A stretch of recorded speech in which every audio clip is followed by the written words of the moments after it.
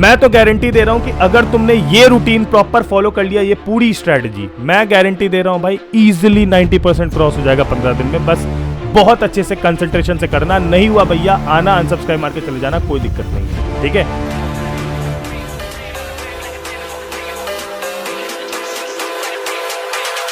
I'm not sure.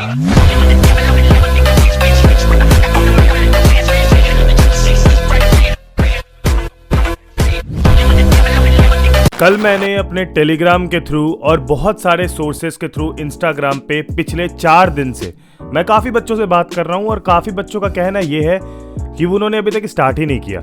एक दिन मैंने ऐसे ही टेलीग्राम पे अपनी इंस्टाग्राम आईडी डाली और सबसे पूछा कि आप मुझे टेक्स्ट करो, वो भी रात के 2 बजे रैंडमली, जिस दिन मेरा बर्थडे था।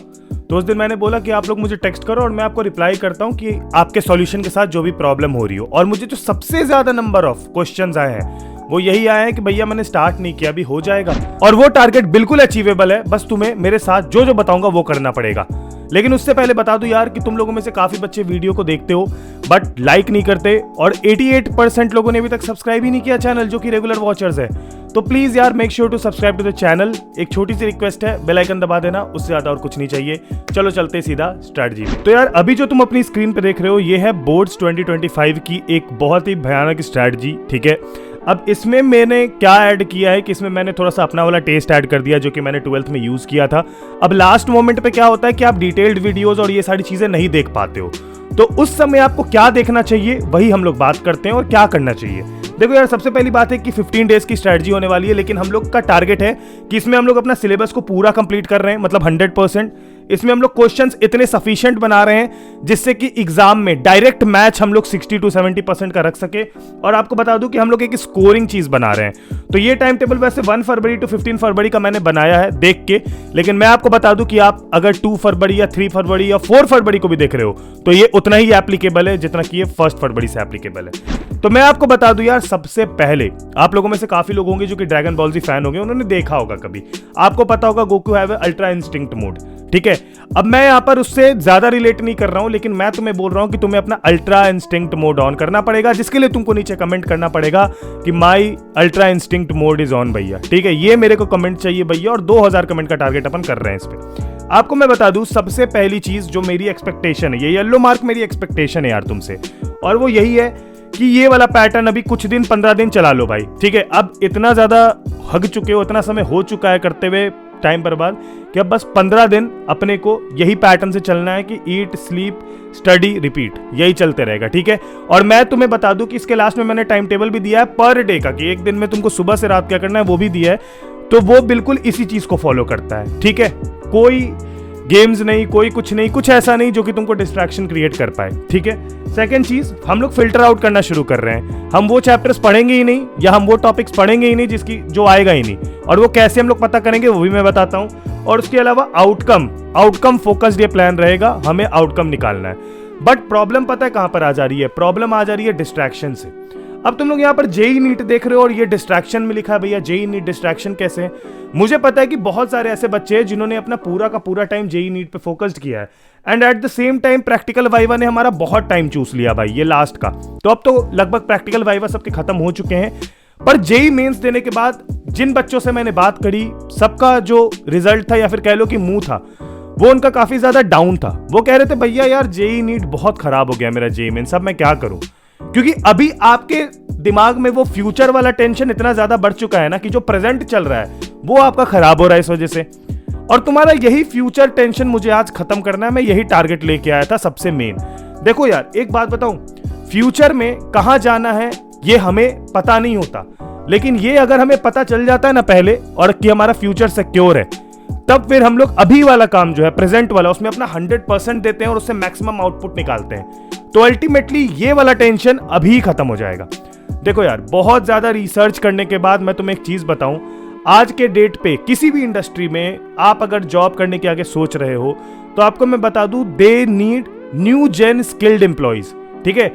आज के डेट पे ये नहीं देखा जाता कि भैया तुम पीछे से बैकड्रॉप में क्या लेके आ रहे हो, ठीक है, एक बड़ी सी सर्टिफिकेट, एक बड़ा सा वो है कि नहीं तुम्हारे साथ। जो देखा जाता है वो देखा जाता है भाई कि तुमने चीजें क्या पढ़ी है, तुम्हारे पास स्किल कितनी अच्छी है। और तुम्हें पता है जब हम लोग बात करते हैं कुछ बड़े बड़े नाम की, बड़े बड़े नाम ऑफ जो हमारे इंस्टीट्यूट्स है जहां पर एक ट्रेडिशनल अप्रोच से आज भी पढ़ाया जा रहा है, वही 70 साल पुराना सिलेबस आज भी चल रहा है, तो क्या वो तुम्हें फ्यूचर रेडी बनाता है? क्या वो तुम्हें स्मार्ट बनाता है? बिल्कुल भी नहीं। बस एक ब्रांड के चलते लोग अपना पूरा का पूरा टाइम उसके तरफ लगा देते हैं। आपको मैं बता दूं, जो असली में आपको आगे चल के स्किल्ड बनाएगा, जो असली में आपको स्टैंड आउट करवाएगा, वो होती है न्यू एज पढ़ाई। जब मैंने ये पता करने की कोशिश की कि इंडस्ट्री में न्यू एज एक्चुअली में पढ़ा कौन रहा है, और जब मैंने उस पर रिसर्च किया तो मुझे पता चला कि पढ़ा तो कुछ लोग रहे हैं, लेकिन majority of them are giving you a degree in BSc. अब देखो भाई, मुझे भी पता है, तुम्हें भी पता है that how much a BTech degree matters, we all know, ये बहुत नेचुरल सी बात है। और जब ये बात है तो हमें पता है कि बीटेक में अगर हमें वही न्यू एज वाला एक मिक्सचर मिल जाए, यानी बीटेक भी मिल जाए और वो न्यू एज पढ़ाई यानी कि AI, machine learning, computer science, इसका एक मिक्सचर मिल जाए, तो इससे बेस्ट कुछ नहीं हो सकता। अब थोड़ी सी और रिसर्च करी तुम्हारे फ्यूचर को सिक्योर करने के लिए, तब मुझे पता चला भाई पोलारिस स्कूल ऑफ टेक्नोलॉजी के बारे में। अब पोलारिस स्कूल ऑफ टेक्नोलॉजी जो है वो मेधावी स्किल यूनिवर्सिटी के साथ कोलैब करके आप लोगों के लिए लेके आई है BTech in AI, machine learning and computer science with specialisation. और इसमें आपको जो पढ़ाने वाले लोग हैं ना, वो इंडस्ट्री के टेक लीडर्स हैं, फाउंडर्स हैं, सीटीओज हैं, और बड़े बड़े जो पोजीशन पे लोग पहुंचे हुए हैं डिफरेंट कंपनीज के, वो यहां पर आपके फैकल्टीज है भाई, जो आपको ट्रेन करेंगे और आपको बनाएंगे न्यू एज का टेक लीडर। अब मैं आपको बता दूं कि Polaris school of technology start किया गया था बहुत ही नोन, आपको पता होगा क्लास प्लस के बारे में। तो क्लास प्लस के फाउंडर्स यानी कि मुकुल रस्तोगी और भास्वत अग्रवाल ने मिलकर स्टार्ट किया आपके लिए पोलारिस स्कूल ऑफ टेक्नोलॉजी, जिसमें आपको मैं बता दूं कि इंडस्ट्री को क्या चाहिए वो उन्हें बहुत अच्छे से पता है। पिछले 7 से भी ज्यादा सालों से उन्होंने 1 करोड़ से भी ज्यादा बच्चों को गाइड किया है उस पाथ में जो एक्चुअली इंडस्ट्री मांग रही है आजकल। पोलारिस स्कूल ऑफ टेक्नोलॉजी आपको बीटेक प्रोवाइड तो कराता ही है एआई, मशीन लर्निंग और computer science as a specialisation में, बल्कि इनका कैंपस बैंगलोर में है, जो कि बिल्कुल एक इतना भयानक और एक्सपीरियंस देने वाला कैंपस है, जिसमें कि आप अपने ये बीटेक को, 4 ईयर के बीटेक को बहुत ज्यादा एंजॉय करोगे और साथ ही में आप बहुत कुछ सीखोगे। अब सबसे यूनिक बात ये है भाई कि यहाँ के बच्चे यार 1st-2nd ईयर में ही Google summer of code crack कर रहे हैं। मतलब आपको पता है कि गूगल समर ऑफ कोड के इंटर्नशिप यहाँ के बच्चे 1st-2nd ईयर में ही क्रैक कर ले रहे हैं। और तो और आपको बता दूं, यहाँ के बच्चों को इतनी भयानक लेवल की इंटर्नशिप सपोर्ट मिल रही है, जिससे कि वो लोग Google summer of code, Linux, Tata steel और बहुत सारी ऐसी कंपनीज में इंटर्नशिप कर रहे हैं फ्रॉम द बिगिनिंग इटसेल्फ। और तो और बच्चों को और भी ज्यादा प्रोत्साहन देने के लिए उनको दी जाती है mentorship with the top knowledgeable people, और वो मेंटर्स जो कि आपको एक्चुअली में एक बहुत अच्छा आइडिया और क्लैरिटी देते हैं आपके फ्यूचर के बारे में। 5000 से भी ज्यादा मेंटरशिप आवर्स, और उसके साथ अगर आपको कुछ भी इंटरेस्ट है स्टार्ट करने में, तो they support you with a investment of $10,000, जिसका कि आपको मौका मिल सकता है if you have something in you. तो पोलारिस स्कूल ऑफ टेक्नोलॉजी में जाने के लिए करना क्या पड़ेगा भैया? कुछ भी नहीं, लिंक डिस्क्रिप्शन में दी गई है, वहां से जाना, वहां से तुम्हारा एडमिशन प्रोसेस शुरू हो जाएगा। अब करना क्या है? कुछ नहीं, सबसे पहले तो आपको साइन अप कर लेना है पीएसटी की वेबसाइट पे, उसके बाद आपको पैट के लिए रजिस्टर कर लेना है, जो कि है पोलारिस एडमिशन टेस्ट। उसके बाद आपको क्वालिफाई करने के बाद 1-on-1 इंटरव्यू होगा, जिसमें कि आपसे बहुत ही बेसिक आपको जाना जाएगा। उसके बाद आपको रजिस्टर किया जाएगा एमएसयू के एडमिशन प्रोसेस के लिए, एंड आफ्टर दैट आपको आपका एनरोलमेंट लेटर मिल जाएगा, जिसमें कि आप सिक्योर हो जाओगे अपने एडमिशन को लेके। अब मैं बता रहा हूं, ये चीज अगर तुम अभी कर लेते हो तो तुम सिक्योर हो कि तुम्हारा बोर्ड्स खत्म होने के बाद तुम्हें जाना कहां है। You know the right place, and you know कि वहां जाके जो तुम्हारा फ्यूचर होगा वो कितनी ज्यादा एक्सपोनेंशियली फास्ट ग्रो करेगा। अब मैं तुम्हें बता दूं, ये वाला जो टेंशन है ना, वो अभी खत्म हो सकता है।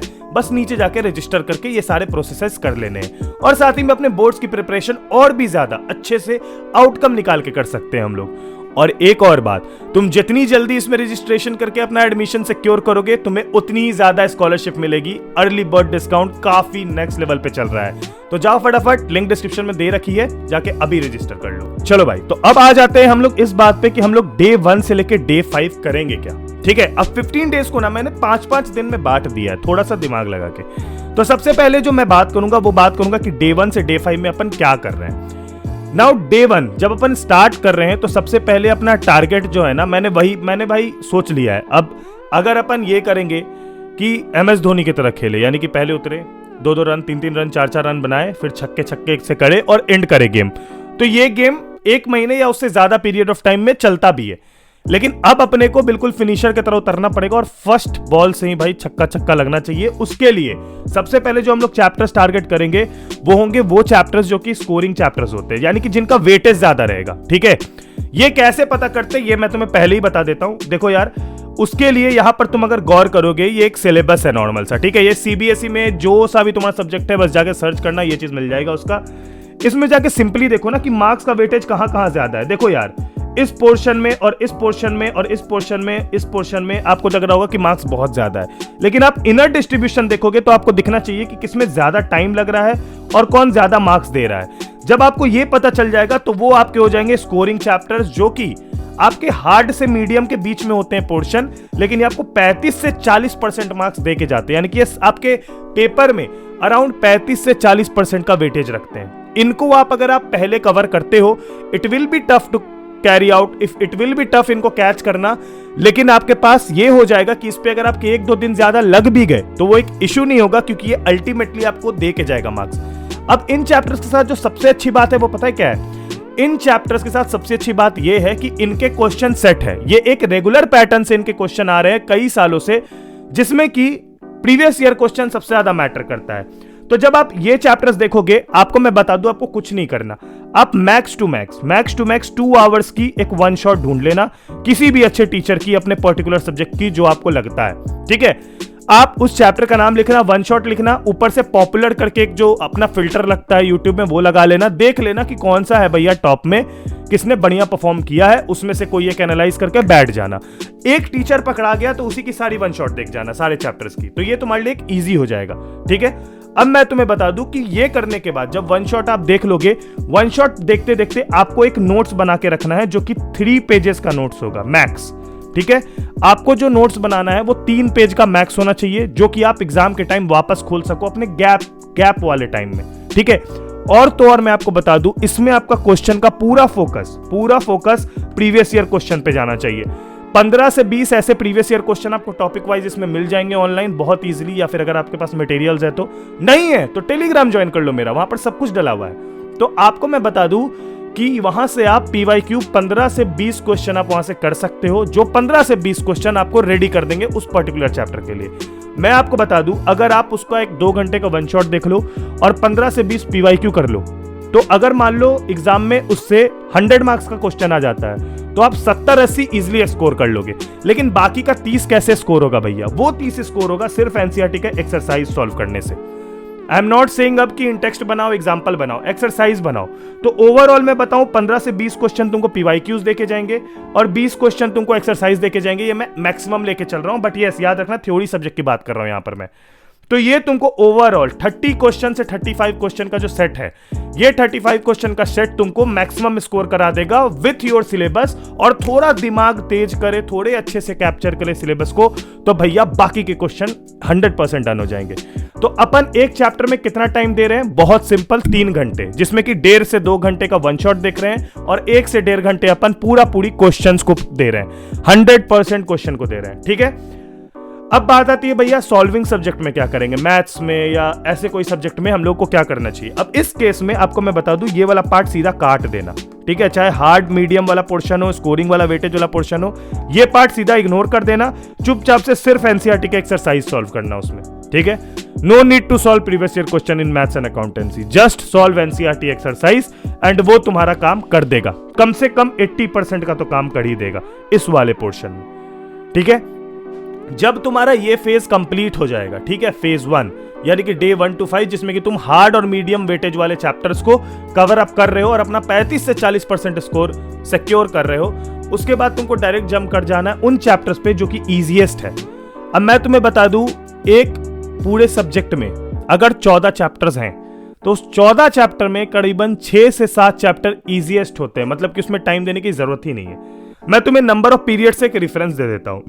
यहां देखो, ये तुम्हें दिख रहा होगा, ये एक चैप्टर है इलेक्ट्रोमैग्नेटिक वेव्स, जो कि बस 4 पीरियड्स मांग रहा है। 4 पीरियड्स यानी कि समझ गए, अभी के टाइम से अगर मिला लो तो इसको तुम डिवाइडेड बाय 2 कर लो, यानी कि 2 आवर्स। ये 2 आवर्स का पोर्शन है। ठीक है, 2 घंटे बहुत होंगे इसमें इजी में। अब तुम बोलोगे भैया इसमें 18 मांग रहा है तो 18 डिवाइड बाय, तो ये तो 9 आवर्स का पोर्शन हो जाएगा।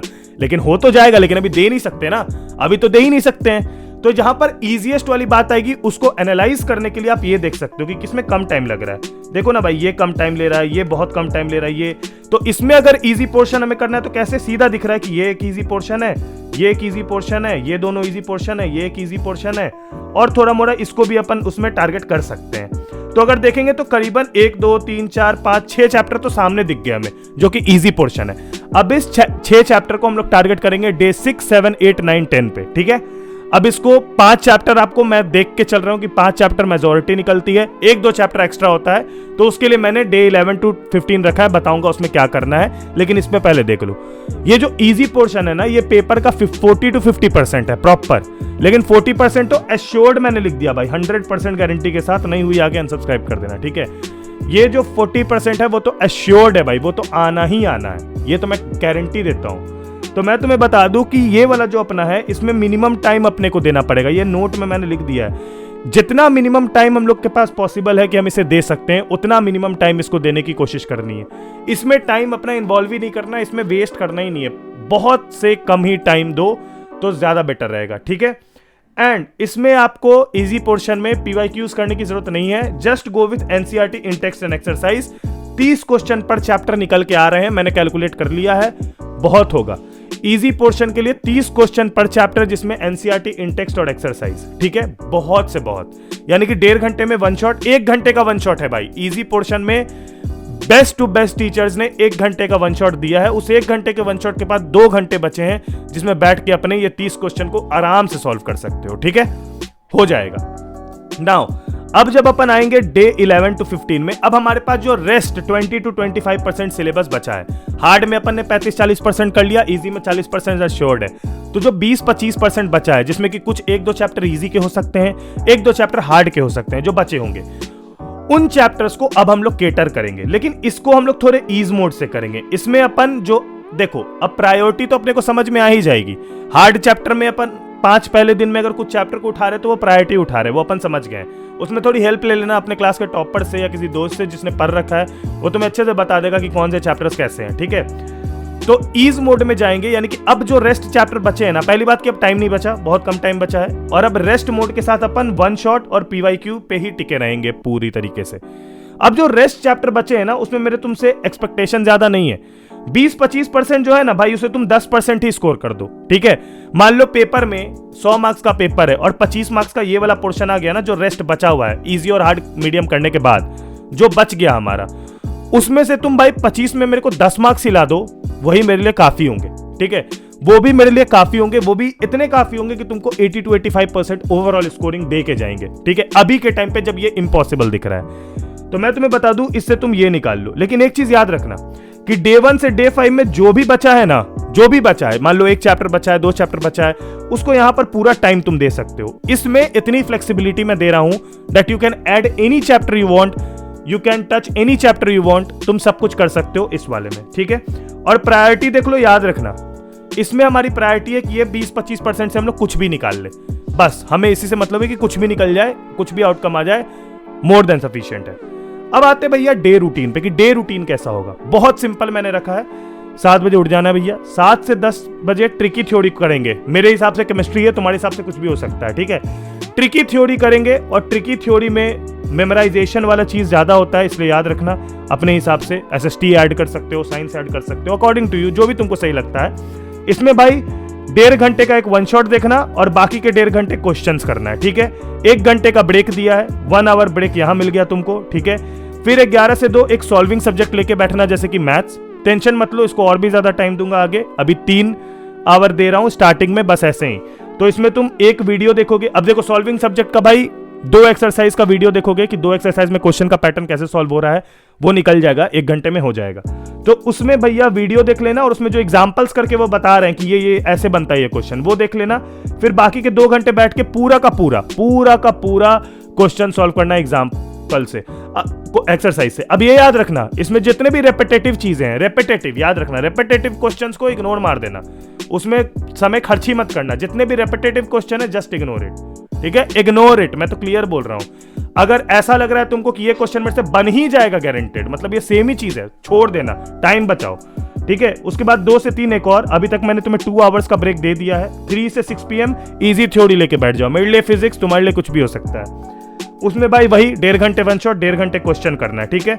फिर आधे घंटे का ब्रेक, यानी कि 2 घंटे का ब्रेक इधर, 2.5 घंटे का ब्रेक दे दिया भैया। 2.5 घंटे में जो करना है करो, नहाओ, खाओ, खेलो, फोन पे बतियाओ, आई डोंट केयर।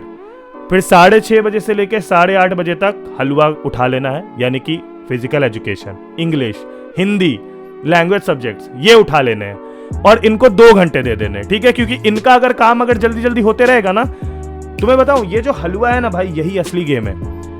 इसमें तुम 80 में 80 नहीं कर सकते, इसमें तुम 70 में 70 नहीं कर सकते, इसमें तुम भाई 100 में 100 स्कोर कर सकते हो बहुत इजीली। ये हलवा वाले में बहुत इजीली, ये तुम्हारे परसेंटेज को सबसे ज्यादा बढ़ाता है और सबसे ज्यादा इग्नोर यही होता है, इसीलिए मैंने इसे 2 घंटे दिए। अब इसमें तुम अपना 1 घंटे इंग्लिश को, 1 घंटे फिजिकल एजुकेशन को, या 2 घंटे फिजिकल एजुकेशन को, ये बिल्कुल तुम पे, ठीक है। नाउ फिर आधे घंटे का ब्रेक लेके 3 घंटे का टोटल ब्रेक होने के बाद 9 बजे से 11 बजे वापस बैठेंगे वो सॉल्विंग सब्जेक्ट लेके, और उसमें जो वीडियो देखा था, ठीक है, उससे अगर और भी क्वेश्चन बन रहे तो बनाएंगे, नहीं तो थोड़ा सा वीडियो और देख के एक और एक्सरसाइज सॉल्व करेंगे, ठीक है। ये रहेगा डे रूटीन और यही है मेरा भाई अल्ट्रा इंस्टिंक्ट मोड। अगर तुम ये चीज फॉलो कर लिए, मैं तो गारंटी दे रहा हूं कि अगर तुमने ये रूटीन प्रॉपर फॉलो कर लिया, ये पूरी स्ट्रेटजी, मैं गारंटी दे रहा हूं भाई इजीली 90% क्रॉस हो जाएगा 15 दिन में। बस बहुत अच्छे से कंसंट्रेशन से करना, नहीं हुआ भैया आना, अनसब्सक्राइब मार के चले जाना, कोई दिक्कत नहीं है, ठीक है। तो याद रखो कि ये होने के बाद अब सबसे बड़ा क्वेश्चन बच्चों का आएगा कि रिवीजन कब करेंगे, ठीक है। मैं तुम्हें एक चीज बताता हूं, थोड़े से सामने सामने आके देखो भैया, रिवीजन पता है क्या होता है? रिवीजन होता है चीजों को याद रखना। अब भाई तुम आज पढ़ रहे हो, 15 दिन बाद तुम्हारा उस चीज का एग्जाम है, क्या रिवाइज करोगे? अभी तो पढ़े हो, अब इतनी भाई तुम्हें कोई बीमारी तो नहीं है कि तुम इतनी जल्दी भूल जाओगे। इन केस भूल भी जाते हो क्योंकि बहुत सारी चीजें अटा रहे हैं साथ में। तो वो जो गैप डेज मिला है ना बाबू, वो गैप डेज में एक ही काम करना जो मैंने किया था अपने टाइम, बहुत जुगाड़ू काम है ये। जो 3-3 पेज के नोट्स बनाए थे ना, उसको खोल के बैठ जाना। जो 1 शॉट वीडियो देखा था वो 1 शॉट वीडियो लगा लेना 2x पे, वीडियो चल रहा है, नोट से पढ़ रहे हैं। मैंने यही किया था, फटाक से रिवीजन, 2 दिन लगते हैं, 14 चैप्टर का रिवीजन हो जाएगा। बस 1 शॉट चला देना 2x पे और नीचे अपना नोट्स पलटते रहना, गारंटेड इतना बढ़िया रिवीजन हो जाएगा कि उससे अच्छा कुछ हो ही नहीं सकता। और वो एग्जाम के पहले कर लेना गैप में। अब भैया गैप तो तुमको इतने सफिशिएंट मिल गए हैं ना कि उसमें तो तुम सिलेबस भी निपटा सकते हो, लेकिन इस चीज को एक पर्क की तरह मत लेना। तुम लोग बहुत अजीब लोग हो भाई, ले भी लोगे, ठीक है। मुझे पता है तुम्हें ये वीडियो पसंद आई होगी, बस एक काम कर देना भाई मेरे, कि जरूर से जाके टेलीग्राम ज्वाइन कर लेना, 3-4-5 हज़ार लाइक पहुंचा देना इस वीडियो में, और सब्सक्राइब कर दो यार। 88% समझ रहे हो, बड़ा बुरा लगता है भाई, तो वो भी कर देना। तब तक के लिए अपना ख्याल रखना, bye bye, take and peace, Jai Hind, Vande Mataram.